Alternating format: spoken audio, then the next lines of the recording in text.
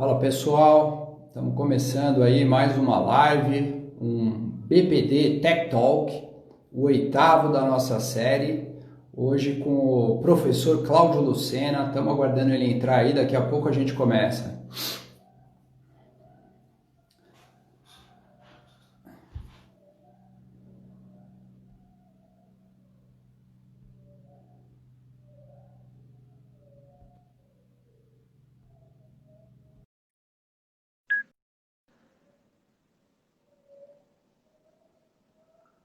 Vamos ver se ele entrou. Apostos? Salve, salve! Tudo bom, meu caro? Como é que vai? Tudo bem, Andrei? Tudo jóia. Estamos aqui no feriadão. Estranho, né? Se é feriado, se não é feriado. A gente não sabe quem trabalha, quem não trabalha. A gente aqui já gastou esse feriado. Agora tem que trabalhar mesmo. Vocês já gastaram também. Aqui em São Paulo também, viu? Pois é. Prazer estar com você. Cara, muito obrigado aí pela presença, né? Para a gente fazer esse nosso bate-papo aqui sobre cidadania digital. O pessoal está entrando. A Cris, Cíntia. Enquanto isso, eu vou anunciando aqui, quem não conhece ainda o Brasil País Digital, é um movimento liderado pela Associação Brasileira das Empresas de Software. Hoje a gente está com cerca de 14 entidades, né, que ajudam a gente aí a levantar essa bandeira e fazer esse debate sobre a importância da gente ter um Brasil mais digital, menos desigual, e avançar o debate, né, do que a gente pode acelerar, avançar, né, a digitalização do Estado brasileiro, sempre olhando aí, né, um equilíbrio, um balanço de um desenvolvimento econômico e social equilibrado e de longo prazo. Então, para quem não conhece ainda, vale seguir o portal brasilpaisdigital.com.br, vale seguir nas redes sociais também, para a gente fazer esse debate, construir junto com todo mundo, né, Cláudio? A ideia é essa, então a gente foi para o Facebook, estamos no Twitter, no LinkedIn, aqui no Instagram, no YouTube. A intenção é que essa live, a gente está chamando de BPD Tech Talk. Esse é a oitava edição. Então, todos os BPDs Tech Talks a gente vai estar disponibilizando tanto no Facebook quanto no YouTube, no IGTV quanto no YouTube, depois vamos fazer a divulgação. Então, além dessa nossa conversa aqui, já coletando o seu consentimento expresso aqui, Cláudio, para a gente poder... Eu não preciso consentir ainda, eu tenho que incentivar. Muito bom. E, então, quem não acompanhou os outros, essa é a oitava edição, já tiveram vários temas que a gente vem abordando ao longo do tema, sobre educação, sobre diversos outros temas. O último foi governo digital. Então, tem muita coisa interessante, depois dá uma olhadinha aí no IGTV. O papo hoje aqui é com o professor Cláudio Lucena. Muito obrigado. Pode chamar de Cláudio Lucena, prof. Cláudio, né? Ou Quila? Cláudio, é Cláudio. Muito bom. E o professor Cláudio, ele tem aqui, se a gente for começar a ler o currículo dele, é muito extenso, é uma figura, eu acho que exemplar aí, que eu tenho acompanhado a produção acadêmica, não só extensa, mas como de muita profundidade e reflexão nesse debate importante, nesse debate que a gente, nos diferentes diâmetros, né, que a gente está vendo aí para discutir a construção dessa nova sociedade digital. E, como vocês sabem, não é um tema muito fácil, tem vários pontos polêmicos, né? E que a gente precisa de muita massa crítica, muita reflexão, muita ponderação para a gente conseguir avançar de uma maneira sustentável aí no longo prazo. Então, o Cláudio, ele é professor e ex-diretor da Faculdade de Direito da Universidade Estadual da Paraíba, coordenador também de Relações Internacionais e conselheiro do Inovatec, pesquisador da Fundação para Ciência e Tecnologia do Governo Português. Além disso, e aí Cláudio, vou passando aqui alguns elementos que eu acho fantástico, quantidade de coisas que você participa, projeto CyberBRICS da Faculdade de Direito da FGV, né, Fundação Getúlio Vargas do Rio de Janeiro, participou do grupo de pesquisa em inteligência artificial e inclusão do ITS Rio, né? É fellow da ICANN, para quem não conhece, né? A ICANN e aqui é o braço da Latinoamérica, que cuida do Internet Governance Forum, e a ICANN é que cuida de toda a internet, dos registros em âmbito internacional. Professor convidado em várias universidades de Turim, de Moscou, né? Membro da comunidade Octopus Cybercrime do Conselho da Europa e dos capítulos do Brasil e de Portugal da Internet Society. Então, assim, para quem como dá para ver já, o Cláudio está mais do que comprometido a fazer esse debate, né? No Brasil, no exterior, lá fora. Então, eu acho que a gente fica muito feliz em ter você aqui para a gente ouvir um pouco a sua perspectiva desses temas, né?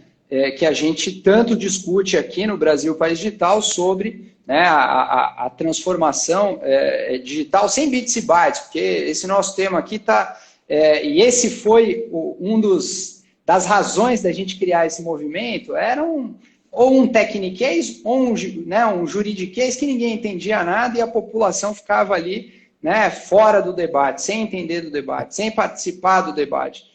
Então, a nossa proposta foi, vamos aterrissar isso, né, e aí a gente começou a construir o Brasil País Digital. E eu tenho acompanhado que você também tem visto aí a transformação digital do governo brasileiro. Recentemente teve a estratégia nacional de governo digital e você também acompanhou isso. Como que você está vendo como que a transformação digital pode auxiliar o governo na construção dessa cidadania digital? Obrigadíssimo, André. Eu queria agradecer a você, primeiro pelo convite, depois por essa iniciativa, que esse negócio de tocar o chão e trazer essa conversa para o cidadão, para o empreendedor, para o industrial, para a sociedade civil, é super importante agora, porque senão a gente vai ficar preso na estruturação técnica dessa conversa e a dinâmica que esse tema precisa evoluir não pode ser assim, não. Ele nem pode ser, o debate nem pode ser exclusivo da comunidade técnica, nem pode demorar muito. E esses canais que vocês abriram, eu tenho acompanhado o BR País Digital há algum tempo, muito satisfeito, sabendo que você aí é uma das mãos por trás, fico muito satisfeito também com isso. A estratégia de governo digital do Brasil que a gente tem hoje não é uma má estratégia, é um bom plano, né? E particularmente, eu acho que ele pode fazer a gente avançar tem algumas coisas assim no coração da estratégia de governo que seria um sonho de pontapé inicial para a gente, né? Eu olho para aquele objetivo 7, para o objetivo 7 específico, que é aquele que se refere a fazer políticas públicas baseadas em evidência. Eu digo, olha, se a gente começa aqui, né, essa é um pequeno passo para fazer uma grande revolução.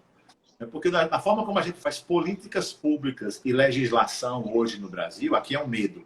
Como a gente faz hoje políticas públicas e legislação e regulação no Brasil, André, o medo que faz é a gente pegar um problema que é analógico, ele já é problemático, e transformar isso num problema digital, não é? Porque para quem não é da área de implementação e desenvolvimento, isso é muito óbvio. Para quem isso é muito óbvio. Para isso vai parecer talvez uma fala reveladora. Se você tem um problema analógico, não ataca as bases do problema, não entende como o problema funciona, não entende as componentes daquele problema, e você chega e digitaliza o ambiente em torno disso, você tem um problema digital. Com a desvantagem que você não conhece o ambiente. Num problema analógico, você pelo menos conhecia o ambiente em que aquilo acontecia e você sabia quais as ações, ainda que de gambiarra, para conter. No digital, você não tem isso. Você transformou o problema digital e agora perdeu o controle do meio. Isso tem muito a ver com a falta do que está previsto nesse objetivo 7, que é política baseada em evidência. Aqui já é um objetivo que tem muito a ver já, e é muito conectado já com participação cidadã. Por que eu digo isso? Porque governo do mundo inteiro, ao longo dos séculos, em música, principalmente em música de noite, que eu fui da música da noite durante 8 anos da minha vida, a gente diz tocar de ouvido, né? Para quem está com preguiça de ler a partitura, está com preguiça ou não consegue ler partitura. E o sujeito toca de ouvido. Tocar de ouvido é uma habilidade sensacional. Revela muito feeling, muito sentimento da coisa, capacidade de improvisação. Tocar de ouvido é muito interessante, né? Mas tem algum momento que notação musical é preciso, né? E o governo do mundo inteiro, não só o brasileiro, sempre tocou muito de ouvido. É a sensação, o sentimento, a intuição, né? Eu não acho que isso seja dispensável, tá certo? Antes de levantar aqui a ira de quem trabalha política pública de modo participativo, eu acho que essa participação de gente continua sendo muito necessária, né? E eliminar essa participação seria correr de um extremo da situação.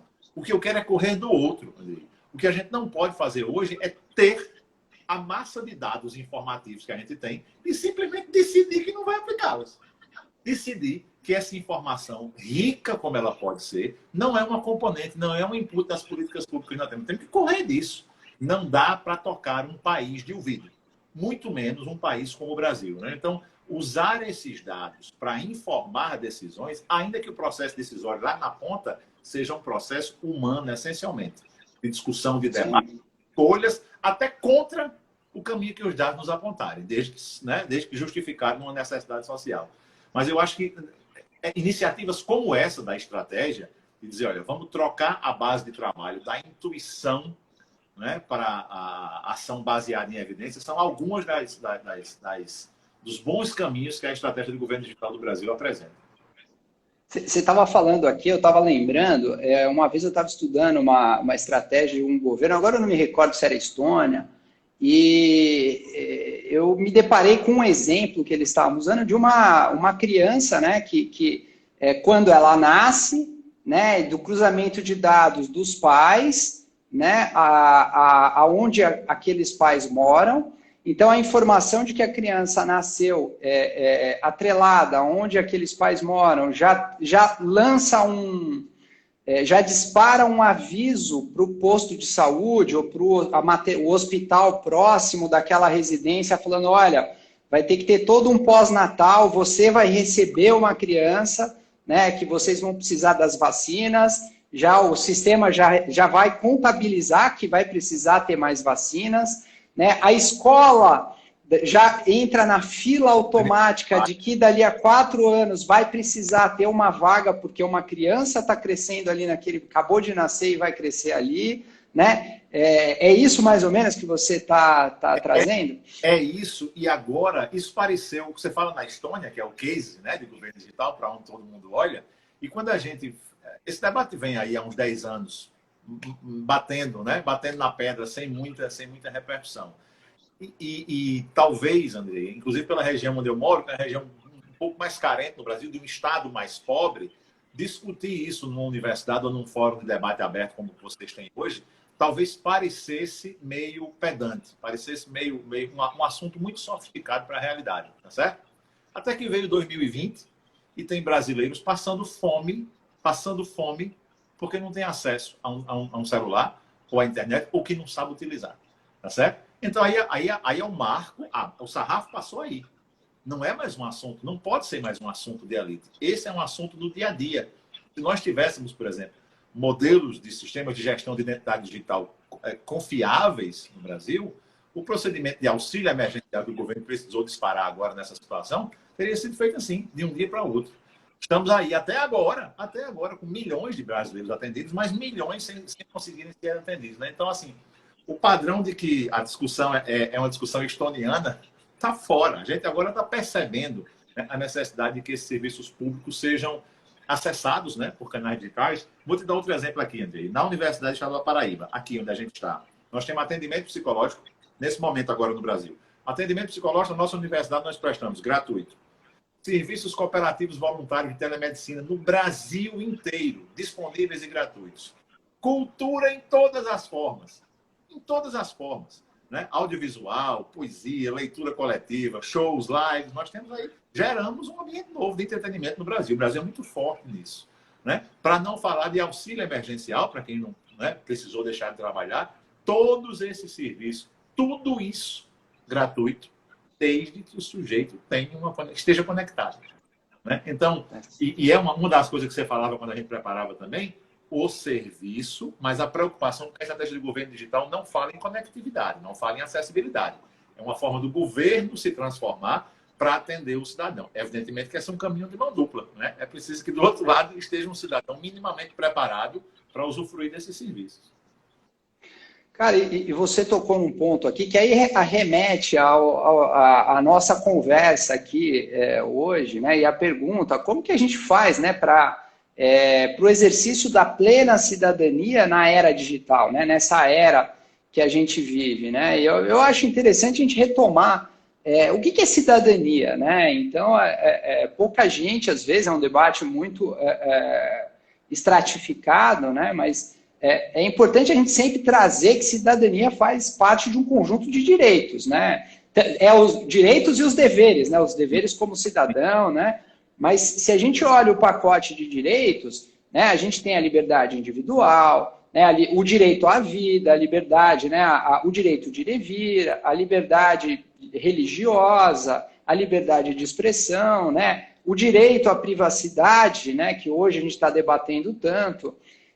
Então, a gente pega esse conjunto, né, para construir a cidadania, né, os direitos civis, que esses que eu mencionei, os direitos políticos, né, basicamente eu votar, eu ser votado, eu ter liberdade para me organizar politicamente, discutir ideias, valores, né, dentro da democracia, dentro dos princípios, né, e fazer esse debate de maneira justa, né, e maneira equilibrada.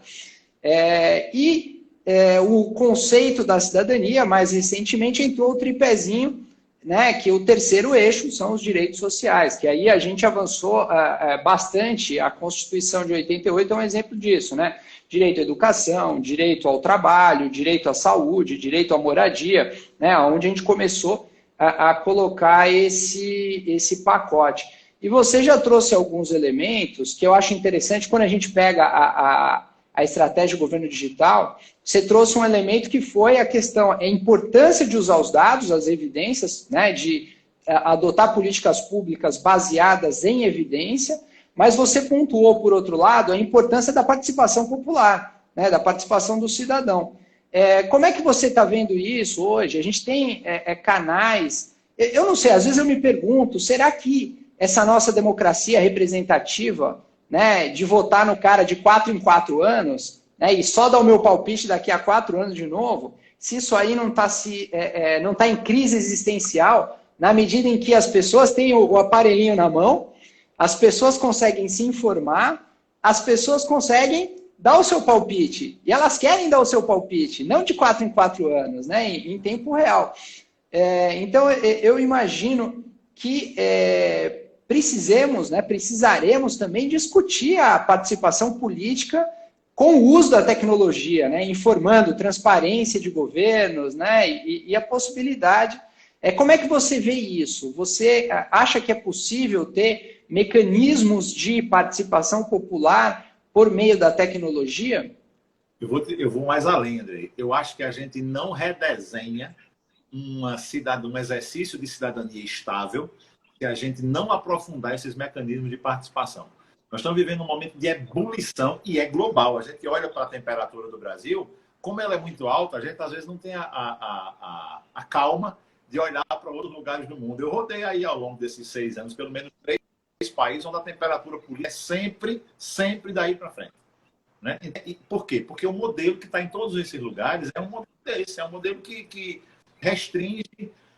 Vamos voltar aqui, vamos fazer. O professor adora histórico, eu vou prometer que esse tem 1 minuto só, não vou gastar mais de 1 minuto.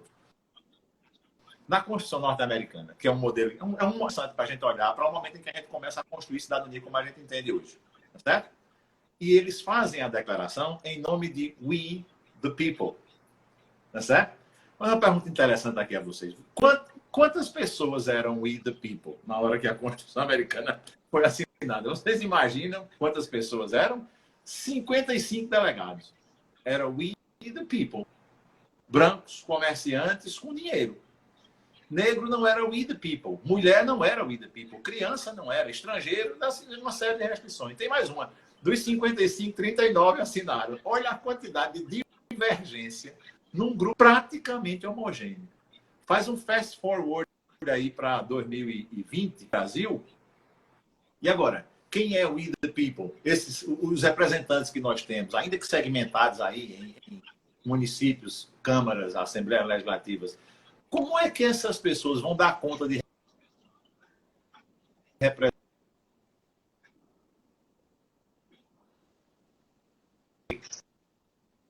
Eu caí, não? Eu caí? Falhou um pouquinho, mas acho que voltou. Pode ir.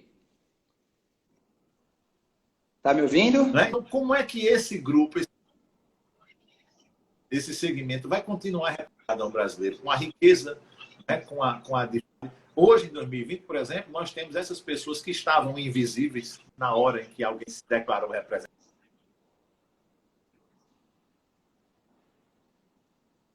do povo e que hoje falam para milhões de pessoas e ainda não tem um cargo eletivo. Não dá. Não é compatível, não é mais compatível a forma como a gente moldou a representação política para a forma... Oi, voltou. Agora voltou. Deu uma falhada, mas voltou. Não sei se é a minha conexão ou a sua, mas vamos lá. A gente tem aqui na UEPB um projeto chamado Hack the Parliament. Né? O codinome do projeto, por enquanto, é Hack the Parliament. E é exatamente a proposta de uma Câmara de Leis paralela para a gente monitorar como seria o comportamento dessa Câmara se fosse gerida de outras formas. A apresentação foi feita, Andrei, para um auditório lotado, inclusive com vereadores da região. A apresentação já foi muito polêmica. Já me rendeu uma série de ligações aqui e eu acho que a gente tem resultados aí desse projeto nos próximos meses. Muito bom. Vamos divulgar no Brasil País Digital. A gente tem todo o interesse. A gente já vem acompanhando, aliás, esse tema de transparência, né? Porque eu acho que a democratização da participação política ela tem que vir acompanhada com o avanço dos mecanismos de transparência, né? Dados abertos, né? E é interessante a gente ver como que está avançando diferentes ferramentas, né? De cogestão das cidades, no caso, né, de exemplos como Colab, ferramentas de monitoramento de dados, como, sei lá, o projeto Serenata do Amor, que monitorava dados, né, na Câmara dos Deputados, gastos, e diferentes projetos para... vocês estão me ouvindo bem, gente? Está falhando aqui, não sei se é a minha conexão. Voltou. E projetos de participação política, né? Por exemplo, Mudamos.org era um projeto para fazer projetos de iniciativa popular, né? Contabilizar as assinaturas por meio de blockchain. Né? Então, a gente está vendo isso aí avançar muito. É interessante ouvir esse exemplo de vocês e que vocês também estão avançando. Né? Parabéns aí pela iniciativa. Tá me ouvindo? Voltou? Voltou agora. Eu perdi essas últimas frases aí. Vi você listando aí as iniciativas de laboratórios aí de participação popular. Eu acho todas elas absolutamente interessantes, Andrei. Elas talvez precisem chegar mais perto do poder público. Né? É preciso o poder público participar disso mais. Essas estruturas precisam, de alguma forma, comunicar com o poder público. Isso é uma questão complicada, porque a forma de contratação e de se relacionar com o poder público no Brasil sempre foi muito complicada. Né? Então, eu conheço agora, eu vi há pouco uma iniciativa nova no Ceará, onde um laboratório de inovação e dados abertos está sendo utilizado como input para a produção de políticas públicas. E eu acho que esse caminho é muito importante. A gente precisa aproveitar a expertise da sociedade civil, que já construiu nesse sentido, os que você mencionou aí. Mesmo eu perdendo alguns, eu conheço diversos deles, tenho uma interação, inclusive, muito próxima com alguns deles, mas eu acho que o poder público agora precisa usar mais, precisa entender que isso é uma solução que não pode vir somente de fora. Né? Aqui na Paraíba, por exemplo, nós temos um laboratório de cidadania digital no Tribunal de Contas do Estado da Paraíba. O Tribunal de Contas tem essa interação, é do tribunal, mas a interação também com universidades e sociedade civil. Já tem experiência de robô de transparência que atualiza um site de transparência dos municípios na Paraíba todos os dias. E o ranking de transparência é diário. Nós já temos, por exemplo, medição de obras que levava um dia de um auditor, mais um processo de agrimensura, para quem é mais novo, nem a palavra vai entender, né? O processo do agrimensor o dia de diária mais o trabalho, e um drone hoje, por estimativa, e um software, né, com inteligência artificial, faz essa medição em horas. Então, eu acho que essas iniciativas, o governo tem que encontrar uma forma, a estratégia permite isso. A estratégia, na verdade, sinaliza esse sentido, que o governo precisa olhar para essas iniciativas como iniciativas suas também, não é? Porque ou vai comprar essa solução, não é, a um custo fora da realidade, não é? Ou vai desenvolver junto. E acho que aqui é mais um pequeno passo de uma grande revolução. O governo funcionar melhor, que também esse não é muito comum no Brasil, né? O governo age com o governo ou com o fornecedor contratado. Essa forma de se relacionar com a inovação precisa mudar. Aqui acho que é ponto nevrálgico de estratégia digital do governo, é se relacionar diferente com quem produz inovação. Com 3 consequências, Andrei. Para mudar mais rápido, porque demora muito a mudar. Para ajustar mais rápido depois que a mudança não der certo, porque acho que é outro medo que o governo tem de ficar fazendo os ajustes. Esse mundo é evidentemente que, por exemplo, uma questão de saúde mais delicada, a organização do sistema político não pode ficar mudando toda hora, mas decisões do cotidiano precisam ser mais flexíveis, né? E terceiro, talvez para tirar do governo o medo de experimentar, né? Porque aqui você matou um ambiente de inovação. Se há um ente absolutamente avesso ao risco, que não tolera o risco, que não tolera a falha, aqui é o lugar onde ela vai entrar. Nessa porta, a inovação não vai entrar, porque a inovação naturalmente envolve ajuste, erro, né? Então, a gente precisa calibrar qual é a área governamental mais tolerante ao risco, qual é a área do governo que não admite risco de jeito nenhum, e a gente fazer essa diferenciação para admitir um pouco mais de gosto, né? Pelo errar e ajustar e fazer de novo. Aqui é um pequeno passo de uma grande revolução. Exatamente, ótimo ponto. Agora, pegando uma comparação, eu sei que você é um estudioso aí, participa de grupos de discussão, é consultor na área também de inteligência artificial. E também é um pensador aí, intelectual, que também tem discutido e refletido sobre a privacidade. Tá me ouvindo? Vamos aguardar um pouquinho. Parece que a conexão está indo. Enquanto a gente está com problema, dá um salve aqui para o Fábio, para a Cristina De Luca, pessoal que está entrando aí. É uma honra tê-los aqui. Fábio é parceiro também, cofundador aí do Brasil País Digital, está acompanhando. Voltou, Cláudio? Está me ouvindo agora? Está me ouvindo? Ixi, voltou mudo. Quer sair e entrar de novo?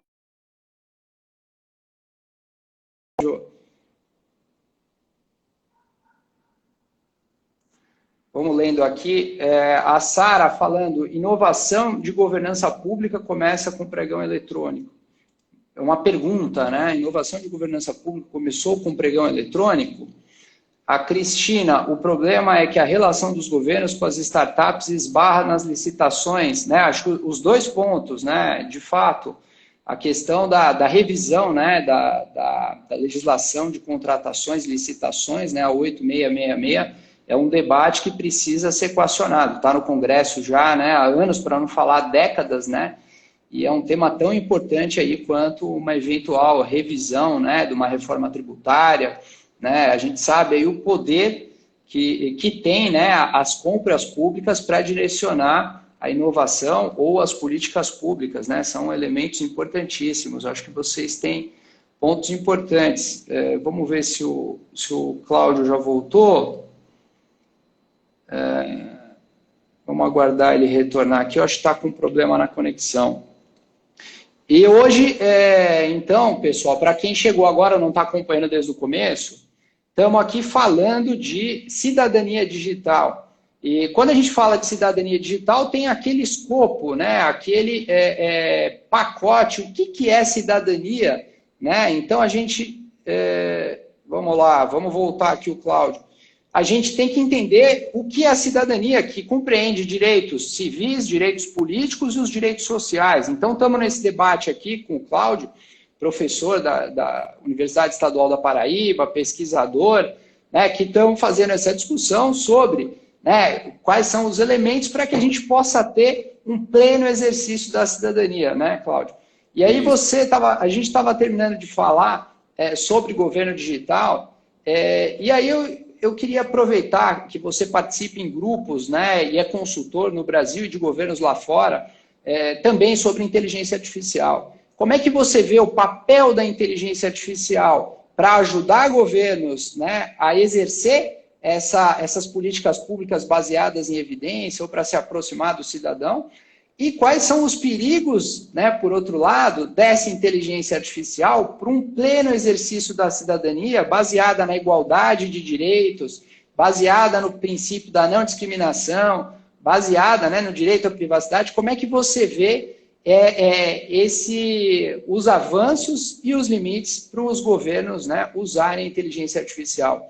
Andrei, eu acho que é um dos instrumentos e uma das ferramentas mais importantes que essa geração já viu, definitivamente o instrumento mais importante se o que a gente precisa é escalar serviços públicos de qualidade, certo? Um monte de amigo aqui, olha, a Sara, o Marcelo lá da Privacy Academy, os alunos aqui. A Isabela, tem bastante gente. Pessoal. Andrei, eu acho que aqui tem uma distinção fundamental para a gente fazer. Não há ainda como garantir, no atual estágio de maturidade que a gente tem, eu estou acompanhando iniciativas. Em julho do ano passado, eu fiz uma discussão sobre governança num fórum latino-americano e a gente tinha mapeado, então, 24 iniciativas nacionais de regulação ou governança de inteligência artificial. Essas 24 até julho do ano passado, né? De distintas naturezas. Multissetoriais, sociedade civil, estratégias nacionais, projetos de lei, né, tratados, tinha 24. O United Nations Office on Crime and Drugs, via o Laboratório de Inteligência Artificial, mapeou já esse ano, há uns 15 dias, já quase 100. Né? Quase 100? Quase 100. 100 países. Quase 100 iniciativas, né? Porque são iniciativas nacionais, mas, por exemplo, nós temos a Declaração de Toronto e a Declaração de Montreal, que são declarações conduzidas por universidades, junto com sociedade civil, não são exatamente estratégias nacionais. Então, nesse sentido, já há a declaração dos Beijing Principles, né? Da Academia Chinesa de Ciências, nós temos o próprio Fórum Econômico Mundial, OCDE, tem todo um panorama de atores nacionais e internacionais que estão interessados nisso. Já são mais de 100. Eu venho percebendo que talvez seja a hora da gente começar a fazer pelo menos duas distinções nesse debate, que é muito incipiente. Acho que é mais food for thought aqui, né? Para a gente começar a discutir. Se há um uso de inteligência artificial cujo resultado é potencialmente danoso e discriminatório, a gente já vinha alertando há algum tempo que isso não é, talvez, a melhor saída, talvez não seja um ambiente mais maduro para aplicar situações como essas. Você olha Geoffrey Hinton, Yann LeCun e o outro, o francês, que também é da Santíssima Trindade do movimento técnico da IA, eles próprios já diziam muito isso, que há usos para os quais a IA está madura o suficiente e já ajuda muito, há outros para os quais a gente precisa ser um pouquinho reticente, né? E talvez nesse sentido, e agora disparado por essa questão racial, ou pela eclosão dessa questão racial nos Estados Unidos, que reverberou no mundo inteiro, a gente vem percebendo nos últimos 2 ou 3 dias gigantes mundiais, entendendo que talvez não seja a hora de jogar no mercado suas soluções para usos potencialmente discriminatórios. Estou falando aqui no que a gente chama de preemptive policing, né? Policiamento preditivo. Né? Uso de IA para a segurança pública, a gente precisa ter muita cautela. É preciso muita certeza de que isso não está simplesmente fazendo uma coisa que, se IA for usada errada, vai acontecer.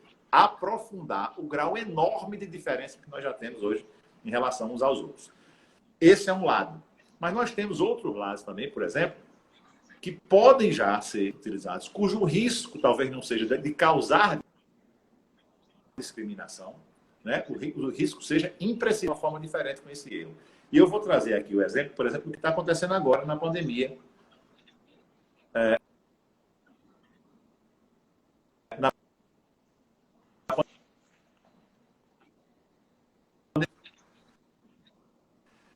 Eu tenho alguma coisa na conta do Instagram, não gosta muito de mim, viu, André? Porque eu já testei minha conexão nesse lugar, né? Ela está muito bem, mas toda vez que eu faço, não vem sendo muito amigável para mim, não. Sabe que... O outro uso, se vocês também me... Vai lá, fica bom. Voltou. Voltou? Pronto. O outro uso que é médico. É muito difícil que a gente consiga fazer nos dias de hoje, com 7 bilhões de pessoas no mundo, atendimento justo, de saúde, de qualidade, aos 7 bilhões de pessoas no mundo. Então, para escalar serviços públicos que não façam discriminação imediata com risco de injustiça, como é o policiamento preditivo, eu acho que já está na hora, sim, de a gente avançar o deployment, né, a implementação dessas soluções. Mas a gente precisa fazer essa distinção muito clara. O que é, para onde a IA chega e causa mais risco de discriminação, mais desigualdade do que a gente já tem? Aqui não vamos tocar agora. Aqui a gente não pode tocar agora. Onde é que IA vem e escala serviços públicos de qualidade? Isso aqui é o que nós precisamos. Aqui é a estratégia digital não para o governo brasileiro, mas para o mundo inteiro. Né? Sim, ótimo ponto. E a gente precisa fazer o debate, né? Precisa, eu acho que é um elemento que você colocou aí, mais de 100 iniciativas, né? E das quais quantas aqui no Brasil? A gente já tem várias, né? Também aqui, né? Se eu não me engano, alguns projetos de lei, algumas frentes no Congresso Nacional para regulamentar. Uma frente importante, né, no Ministério de Ciência e Tecnologia para ter uma estratégia nacional de inteligência artificial. Né? Então, é importante que a gente faça esse debate, né, de maneira séria e de maneira... Eu achei interessante o seu modelo de seguro aí para todos. Né? É importante você ter pontuado esse elemento. Agora, para a gente caminhar aqui, cidadania plena, a gente... tem o conceito dos direitos sociais, né? E quando a gente discute um dos direitos que está até lá na nossa Constituição Federal, é o direito ao trabalho, né? O direito ao trabalho digno, decente, mas enfim, o direito ao trabalho. Como que você vê o futuro do direito ao trabalho face à automatização de algumas tarefas, né? A gente vê que tem aquele debate dos que acreditam que vai ter que ter uma renda básica universal. Tem outros que acreditam que não, que a sociedade vai se desenvolver como, né, se desenvolveu a sociedade industrial, né, e as ocupações também se diversificaram. Mas talvez valha a gente pensar como é que faz essa transição, né, mesmo assim. Como é que você está vendo isso, a questão do direito, né, ao trabalho, como um direito social, né, que é importante para a cidadania, a construção, né, e o exercício pleno dessa cidadania. Como é que você vê essa perspectiva? Essa é outra questão, problema geracional para a gente. A gente vai precisar entregar o próximo mundo com um caminho resolvido, né, para essa circunstância aí. As revoluções ao longo da história que causam muito deslocamento de postos de trabalho, elas são frequentes, essa evidentemente não é a primeira, mas o problema é que pela rapidez com que a gente está recebendo isso, a gente não tem uma geração inteira para fazer essa transição a que você está se referindo. Nós precisamos de uma solução mais rápida, né? E isso é interessante para mim porque eu sou da área, eu sou da computação e sou do direito. E já acho que discutia coisas demais, com muita riqueza, né? Com esses dois conhecimentos. E agora, na hora que a gente coloca IA na conta, aparece a economia como componente essencial. Né? Então, assim, não vejo ninguém que discuta seriamente inteligência artificial que em algum momento não toque no problema da renda básica universal. Né? Já há testes legislativos mais amplos, né? Um cantão da Suíça, inclusive, já colocou sob votação e foi rejeitada. Experiências pontuais nesse sentido. Mas a verdade é que parece que pela rapidez, André, do deslocamento de postos de trabalho, não tende a haver, é impossível haver, assim, numericamente falando, a reposição de postos de trabalho na mesma proporção, né, do que vai ser deslocado, ou o treinamento dessa população para desempenhar funções distintas. O que significa que a gente precisa, de alguma forma, né, pensar como será esse mecanismo de renda básica universal. Mais do que isso, eu acho que a gente precisa, porque aí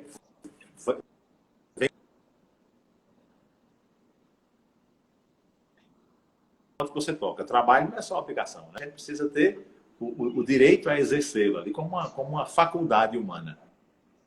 Tá indo, tá meio devagar, mas tá dando para ir.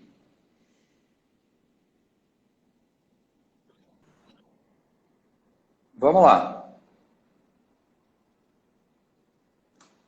Tá me ouvindo? Outro dia, a gente estava até conversando, era com o Fabrício, e parece que, e aconteceu isso comigo também numa outra live outro dia, no Instagram, e eu tive que mudar, inverter, para que ele não entrava. Parece que quando é Android e Android do outro lado, ele tem alguma coisinha que dá esse... Às vezes, e aí ele dá essa travada. Tá me ouvindo? Isso, o Cláudio ele saiu, foi voltar. Vamos dar um alô aqui, Daniel, pessoal que está chegando. O papo hoje aqui é cidadania digital. Como que a gente faz para construir, né, para que tenha um exercício pleno da cidadania nessa era digital? Estamos falando aí com o professor Cláudio. Um segundo, que acabou de voltar. Cláudio Lucena. Voltou, Cláudio? Está me ouvindo? Pronto, tá me ouvindo? Voltei. É estranho, às vezes eu travo, às vezes volta sem o áudio. Alguma coisa acontece aqui no Instagram, que é a única ferramenta que não está me servindo. O resto está funcionando tudo bem. Mas só para concluir aquele raciocínio, André, eu dizia que a gente talvez não, com certeza não vamos conseguir reproduzir a quantidade de empregos para essa nova economia, dos que vão ser deslocados, nem retreinar a mão de obra na velocidade, porque o problema aqui é a velocidade. Né? O problema é que 20 anos atrás, em 96, não havia internet em casa. Não havia internet em casa em 96 no Brasil. Né? E hoje, todas as universidades brasileiras que estão tendo alguma atividade acadêmica estão tendo pela internet. Esse é o tamanho da transformação. Eu saí de Campina Grande, Andrei, em 2013 para fazer minha pós-graduação e fiquei 5 anos, né, nesse giro. Eu saí em 2013, não tinha um único cidadão em Campina Grande cuja renda dependesse de plataformas de colaboração. Eu volto para Campina Grande o ano passado e se essas plataformas saírem do ar, 30% da mão de obra da cidade, entre 20% e 30% da mão de obra da cidade está sem atividade econômica. Esse é o tamanho da transformação que a gente está vivendo. A gente não vai conseguir nem repor vagas de trabalho, nem retreinar as pessoas para isso. Mas se a gente olhar para o fato de que o trabalho é direito, não é só, né, meio de obtenção de renda, e a gente precisa olhar essa face também, aqui eu vou trazer, eu não gosto muito de best-sellers, não, mas tem hora que é invariavelmente a gente precisa fazer o recurso aí, né? E o Yuval Noah Harari, o historiador do futuro, né, que é um historiador que só olha para frente, só olha para o futuro. Ele faz um raciocínio no seguinte sentido: se a gente olhar, Andrei, e fizer um esforço muito grande na tentativa de proteger o emprego como instituição, a gente perdeu a guerra de agora. A guerra está perdida de agora. Essa batalha humana está perdida. Porque essa função não tem mágica. Ela vai resistir um tempo, ela vai resistir, mas não tem jeito. Em aumento, a função tira. Talvez seja uma forma da gente tentar redesenhar a cabeça e pensar em proteger pessoas, seres humanos. Porque se a gente trocar esse foco do emprego, da função, do posto de trabalho para o ser humano que exerce ela, talvez aqui a gente tenha uma esperança de, através de renda básica universal ou de outra ideia que a gente possa ter ao longo dessa jornada, da gente proteger o ser humano. O trabalho, né, é uma batalha perdida porque é uma questão de tempo até que ele resista a essas influências muito fortes, né, do entorno. Pronto. Tá me ouvindo? Estou, perfeito. Não, muito bom. E aí você trouxe um ponto, e eu acho legal a gente debater. Lá fora, a gente começa a ver algumas discussões agora, até impulsionado por essa questão da crise econômica, né, que está vindo em decorrência aí do coronavírus, é interessante a gente ver como que tem alguns pensadores, né, que já estão falando não num novo normal, mas sim num grande reset, num grande... e o Fábio está aqui também, o Fábio também foi o primeiro que lançou essa ideia aqui no Brasil, depois eu vi lá no Fórum Econômico Mundial, eu falei, ó, te plagiaram, cara.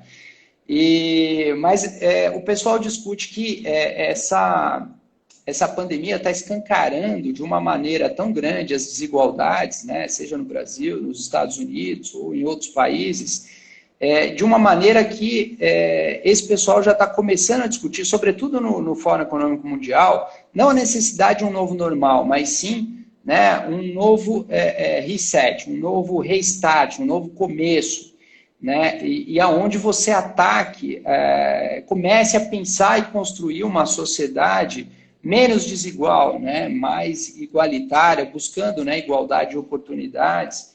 E eu sei que a gente conversando, também se preocupa com esse tema, né, tem a discussão da criação de um instituto também, que olha para a questão da igualdade, né, que vai muito além, né, eu acho que a gente vê a questão da desigualdade, né, de gênero, de raça, mas sobretudo essa desigualdade socioeconômica, né.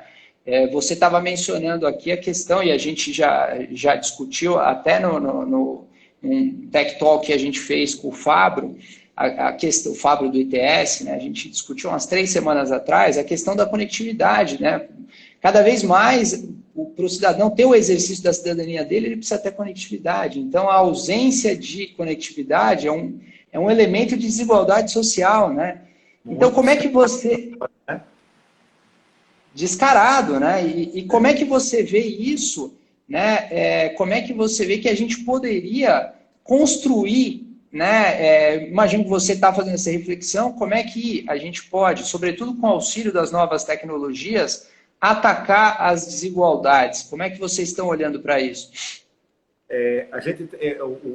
A proposta chama-se Instituto Mais Igual, né? O Mais Igual é uma criação aqui dessa minha volta e mais uns jovens aí egressos das disciplinas da gente, da UEPB, e gente aqui olhando para a inovação de várias áreas. E a ideia é exatamente essa, André, usar a tecnologia para combater desigualdades, mirando num menu de opções que a gente tem hoje para fazer isso e para o qual nenhum pesquisador do mundo deveria se dirigir sem olhar para isso, que é o quadro de Objetivos de Desenvolvimento Sustentável das Nações Unidas. Isso é uma agenda de civilização. Tudo que a gente faz em todos os lugares do mundo, André, devia olhar e prestar contas a pelo menos um daqueles objetivos. Porque se você trabalha para erradicar fome, diminuir desigualdade de gênero, equilíbrio climático, né, preservação de águas, paz, justiça, instituições, para tudo isso, né, a gente tem uma agenda global, onde você pode achar recursos, colaboração, parceria, conhecimento construído, dados, relatórios.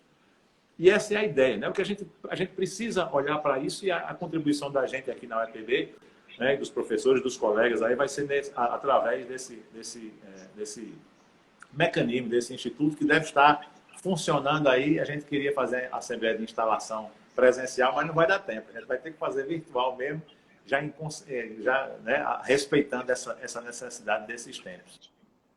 Tem uma mudança por aí, né? Agora, eu tenho visto muito, ouvido, né, e acompanhado muitas discussões sobre essa mudança, Andrei, em 2 aspectos. Um é o sujeito que faz o diagnóstico da realidade agora, e ele diz, não, desse jeito, como a gente vivia, dadas essas condições, o mundo não vai conseguir ficar, né? E esse é o elemento objetivo, o diagnóstico. Aí tem um elemento subjetivo também aqui, que é o plano, que normalmente é a esperança, tá certo? Eu adoro a esperança. Para mim, num mundo de incerteza cinza, como a gente está vivendo, esperança é cor, né? Esperança é cor. Então, eu tenho muito respeito, apreço pela esperança.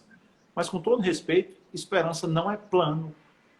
Esperança não é plano. A gente precisa de a esperança é um ótimo combustível, né?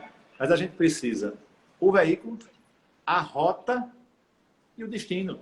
E, sobretudo, vontade de dirigir. Porque se a gente, nesse momento, sentar no banco do carona, não apita para onde vai. Quem senta no banco do carona nessa hora não apita para onde vai para onde lhe levarem, né? E esperança não é plano. Eu acho que a gente precisa tirar coisas do papel. A iniciativa de vocês, nesse sentido, é super rica, né? Porque vai conectando gente, mas com esse sentido. Se dizer, se sentar no banco do carona, a gente não vai interferir para onde vai agora. E se a gente não interferir para onde vai, pode acontecer duas coisas muito ruins, André. Ou a esperança que a gente achava que era suficiente para mudar a realidade não era, e o mundo fica do mesmo jeito. Ou então a esperança que a gente achava que era para o lado bem não é forte o suficiente para levar para aquela direção. E aí a gente vai ser levado em outra direção que a gente não queria. O mecanismo, a esperança nós temos, a força nós temos, o conhecimento nós temos, a tecnologia está aí como uma das ferramentas mais importantes que o ser humano já dispôs para reduzir desigualdades, né? Dois inimigos, na verdade, grandes que eu acho que nós temos nessa geração: corrupção e desigualdade. Tecnologia é bom para os dois, né? Mas aí é preciso atitude. Esse combustível é bom, mas a gente precisa colocar ele para funcionar. Pessoal aqui elogiando, Olha, elogiando, Cláudio, a Cristina. Que honra, Cristina. Que bom a sua presença. E importante, eu acho, a sua reflexão, cara. A esperança, eu acho que junto com o sonho, né? A gente precisa sonhar, né? Eu acho que ela traz, né, esse misto. Você estava falando aqui, eu me lembrei, eu fui no Memorial JK em Brasília, faz uns 2 anos, eu nunca tinha ido. E aí você olha, assim, eu gosto sempre de ver o lado bom da coisa, né? E eu olhando ali, né, todo aquele período do JK, e você vê nas fotos, na cara, você falando isso, eu via na cara das pessoas, assim, né, naquela época, numa democracia de massa do século XX, né?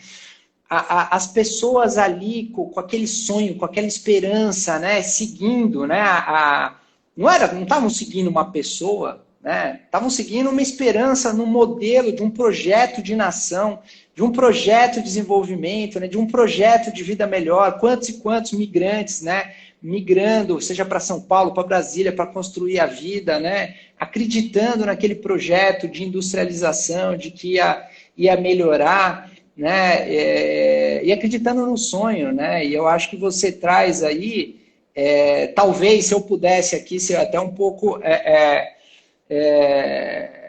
tentar avançar, eu acho que você traz para a gente uma receita de um projeto de nação, né? Na verdade, o que a gente precisa é um projeto de nação, né, para construir uma nação, dar o rumo, dar o norte e agregar todo esse sonho, essa esperança, né, da população, né? Sentimento de vida em comum, André. Eu acho que está faltando agora, porque a gente fala muito em Constituição e aí ela assume muito o viés institucional mais formal ou então o jurídico, né? E o cidadão, no final das contas, quando ele olha para uma Constituição, ele não quer saber se o controle é concentrado ou difuso, se a declaração de constitucionalidade é por arrastamento, com ou sem redução de texto. Essas são tecnologias técnicas que têm pouca serventia. Ele quer olhar para a Constituição e ver ali um projeto de vida em comum com o cara que está do lado e é diferente dele. Se ele não encontra essa sombra, adeus, nós não temos mais nação. Talvez isso responda muito, Andrei, pela fragmentação e pela crise de representatividade e de legitimidade que a gente vê aí. O sujeito olha para o que deveria ser a espinha dorsal do projeto de convivência em sociedade e ele não enxerga. Aí ele não tolera mais o do lado, ele não quer saber mais do diferente, ele quer que o outro diferente não exista. Olha que perigoso. Porque quando você quer que o diferente do seu não exista, aí acabou a afinidade que precisa haver, né, entre a sociedade. A gente tem em canais digitais um grande aliado para ajustar isso, né? Porque agora a gente tem espaço e ferramentas para mais gente falar. We the people, no começo, né? O We the People agora, em tese, são 210 milhões de brasileiros. Pelas estatísticas de acesso à internet, talvez 150, 160 milhões de brasileiros. Todos esses podem falar. Todos eles podem falar. E o resultado é meio assustador. Porque quando você só tem, vamos voltar para o We the People, 55, falando pelo povo, é menos difícil encontrar um consenso. E ainda assim foram só 39 assinaturas. Tá certo? Por 55. É menos difícil encontrar o consenso. Mas quando você tem 210 milhões falando, o primeiro sinal é de susto, é de pânico, porque você não tem como fazer a curação de 210 milhões de vozes. Mas eu acho, aqui é a esperança mesmo, de novo, a esperança e o sonho. Eu acho que se a gente encontra um jeito de conviver e achar nessa multiplicidade de vozes, em vez de um defeito, mas uma função, né? Aqui a gente tem a forma de ouvir mais gente, de incluir mais pessoas. O Brasil de São Paulo não é o Brasil daqui de Campina Grande, é diferente do Brasil de Rio Branco, no Acre, né? E a gente ainda, mesmo assim, a gente tem que encontrar pontos de toque, de convivência. A gente fez isso no mundo analógico. A gente fez isso no mundo analógico, que era mais difícil. Talvez não tenha sido o Brasil mais representativo, mais rico em termos de diversidade. Agora a gente tem mecanismos e ferramentas para tentar dar um passo além, né? Trazer essas pessoas mais para perto, porque, na verdade, o tempo passou, mas o Brasil, nós aumentamos a população, mas o país diminuiu. Nós somos mais próximos hoje, né?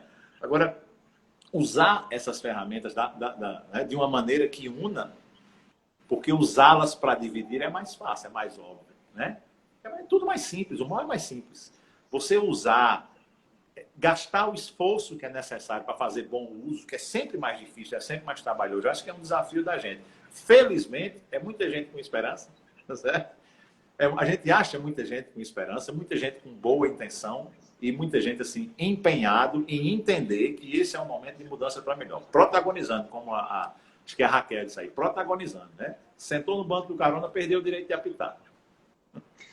Sem sombra de dúvida. E você estava mencionando aqui, a tecnologia aproximou o Brasil. Eu acho que um exemplo fantástico que a gente tem, e você estava falando, a gente conseguiu construir isso de uma maneira analógica. A gente fez Brasília, né? Se for pensado de uma perspectiva, né? Fizemos Brasília para juntar todo mundo ali, né? De todos os estados, está no meio do país, né? Para facilitar as pessoas chegarem lá, né? De cada estado, de cada região.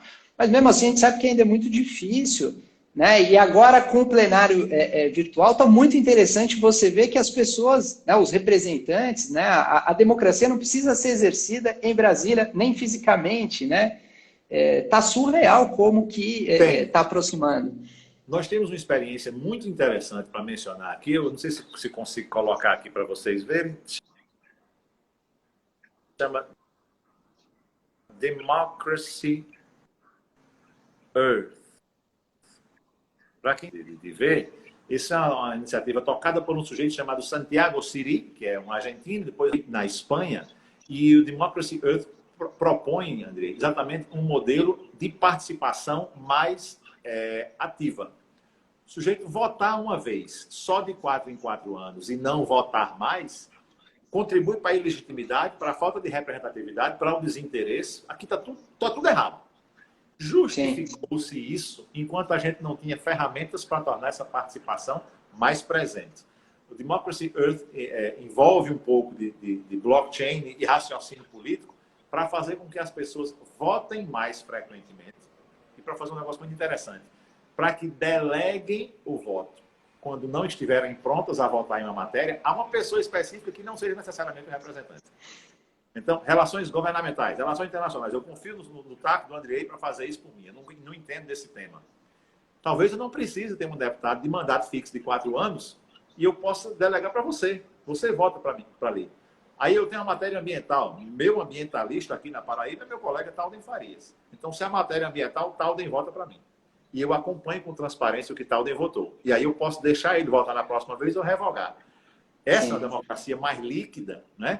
Que talvez, assim, no âmbito de um país, na extensão de um país, seja difícil fazer a experimentação, mas a gente precisa encontrar qual é o laboratório ideal para testar isso e ver um resultado pequeno, menor, de menos risco, para aí começar a pensar. Porque eu não sei dos pontos fortes nesse modelo de implementação mais ampla, mas eu sei que ele tem a tendência de atacar muitos dos pontos falhos do modelo que tem hoje.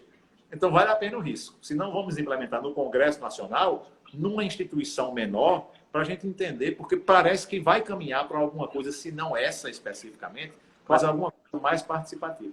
Cláudio, estamos aqui faltando 15 segundos. Eu queria agradecer mais uma vez a sua presença, cara, fantástica, argumentação. só brilhantou aqui o nosso debate. Muito obrigado, meu caro, mais uma vez aí. Obrigado pelo convite.